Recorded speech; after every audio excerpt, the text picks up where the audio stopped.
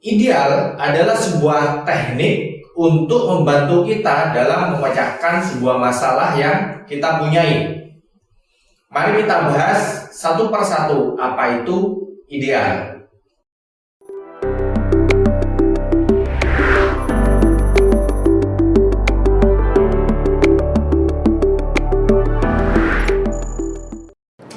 Halo, selamat pagi. Nggak kerasa kita udah ketemu di hari Senin lagi. Dan di hari ini kita berdua akan menemani kalian semua di briefing pagi. Nah, semoga kita semua dalam keadaan sehat ya. Nah, untuk menambah semangat kita di pagi ini, aku punya kata motivasi yang menarik nih. Lari dari masalah akan membuat masalah jadi lebih besar. Menghadapinya akan membuat kita menjadi lebih besar. Nah, tanpa berlama-lama lagi, yuk kita langsung saksikan video briefing pagi yang akan dibawakan oleh Bapak Faiz. Check it out!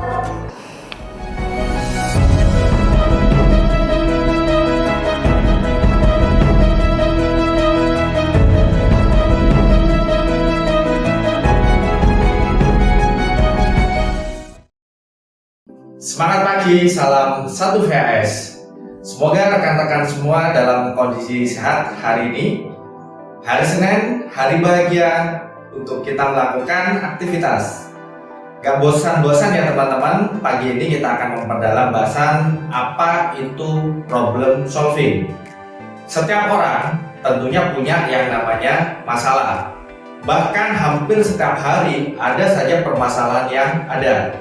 Cuman memang permasalahan yang kita punyai berbeda-beda tingkatannya. Tergantung gimana caranya kita menghadapi dan memecahkan masalah tersebut. Kita mulai pengertian apa permasalahan itu. Problem bisa dikatakan perbedaan antara apa yang diamati dan apa yang diharapkan, serta kesenjangan antara apa yang didapatkan dan apa yang diinginkan. Jadi seseorang biasanya pengen ini, tapi yang didapatkan itu. Ada problem nih, ada masalah nih, ada gap antara apa yang diinginkan dengan apa yang didapatkan. Bukankah setiap orang, bahkan setiap hari memang menghadapi yang namanya problem? Nah, kali ini saya akan memberi sharing problem solving yang biasanya kita hadapi dalam dunia sales atau marketing, baik yang terjadi di divisi H1 maupun di divisi H23. Hampir sama.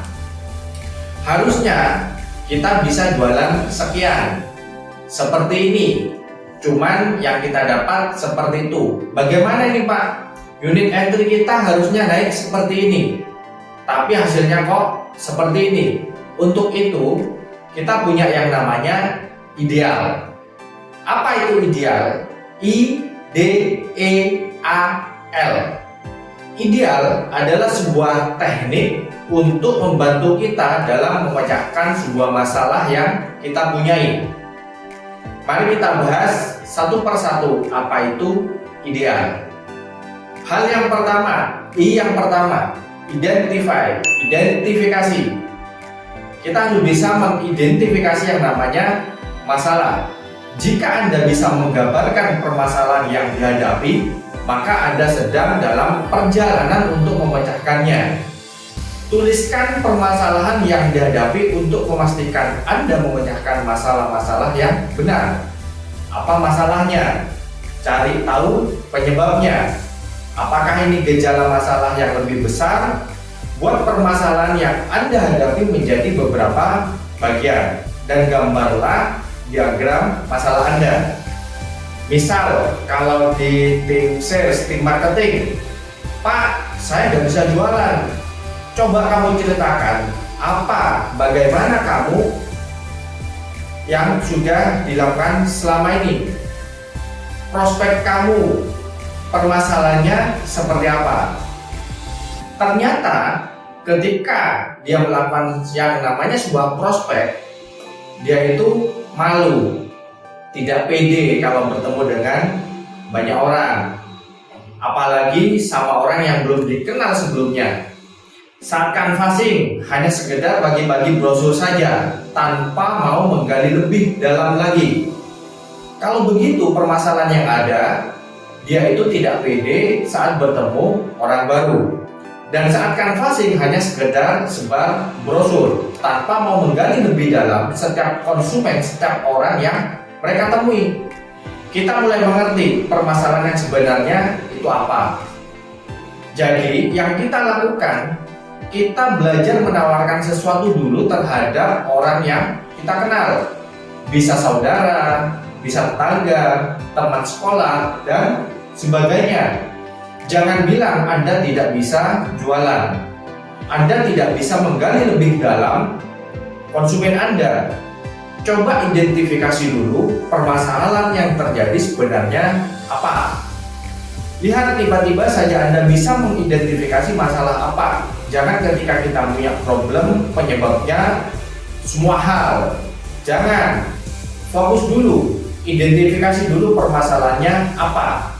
Ketika kita tidak mampu mengidentifikasi masalah, bagaimana caranya kita bisa mengatasi masalah tersebut? Nah, tahap yang bisa kita lakukan pertama kali yaitu apa? Identifikasi. Yang kedua, definisikan. Definisikan apa, di mana, kapan, dan sejauh apa. Lakukan brainstorming. Bisa ke senior Anda, supervisor Anda, manajer Anda, bisa ke orang yang lebih paham mengenai hal ini. Sudah berapa lama hal ini terjadi? Jika hal ini terjadi secara terus-menerus, ini yang akan membuat kita down dan bahkan membuat kita stres. Selanjutnya yang ketiga apa? Kita melakukan yang namanya explore. Yang explore apa yang sudah kita lakukan sebelumnya. Mungkin coba prospek konsumen RO dulu, prospek konsumen yang ada di Ahas, menawarkan melalui media sosial yang juga mungkin jauh lebih mudah kita lakukan. Karena menurut saya akan jauh lebih mudah ketika kita menawarkan sesuatu kepada orang yang sudah mengenal kepada kita, perusahaan kita, produk kita, daripada kita menawarkan sesuatu kepada orang yang benar-benar belum mengerti perusahaan dan produk yang kita tawarkan. Betul? Apa betul? Explore semua hal yang bisa kita lakukan sambil lalu kita berlatih dengan banyak hal sampai kita menemukan solusi tersebut. Coba dan coba lagi. Anda explore dengan baik. Urutkan mana yang bisa kita lakukan paling mudah. Karena kita sudah mengidentifikasi dan mendefinisikan masalah tersebut. Setelah explore berikutnya ya tentunya ada yang namanya X. Apa itu X? X itu yaitu action. Lakukan apa yang sudah kita identifikasi, yang sudah kita definisikan, dan apa yang sudah kita explore. Karena tanpa adanya action, apa yang sudah kita identifikasi tadi akan percuma, akan sia-sia. Yang terakhir yaitu look back and learn. Kita lihat dari apa solusi terakhir yang sudah kita buat terhadap permasalahan yang Anda hadapi dan dari pengalaman Anda. Apakah Anda menyelesaikan masalah dengan segera? Jika tidak, solusi apa yang perlu kita lakukan? Kita balik lagi, explore lagi, definisikan lagi, dan identifikasi lagi. Pembelajaran dan pengalaman apa yang didapatkan? Apakah ada hal yang dapat dimasukkan dalam suatu proses atau sistem untuk meningkatkan atau mencegah masalah ini berulang? Demikian sharing dari saya, semoga apa yang sudah saya sampaikan dapat menambah ilmu dan bermanfaat untuk kita dalam menemukan yang namanya problem solving. Stay safe, tetap semangat, dan salam bahagia. Beri aplaus untuk Bapak Faiz. Masuk informasi yang pertama, akan dilakukan pemberkasan karyawan baru di kantor pusat pada tanggal 21 September 2021. Info yang kedua, akan diadakan onboarding class pada tanggal 22 dan 23 September 2021 secara virtual. Untuk informasi yang terakhir, jangan lupa tetap menjaga kesehatan dan juga mematuhi protokol kesehatan. Sekian informasi yang dapat kami sampaikan. Selamat beraktivitas dan tetap semangat.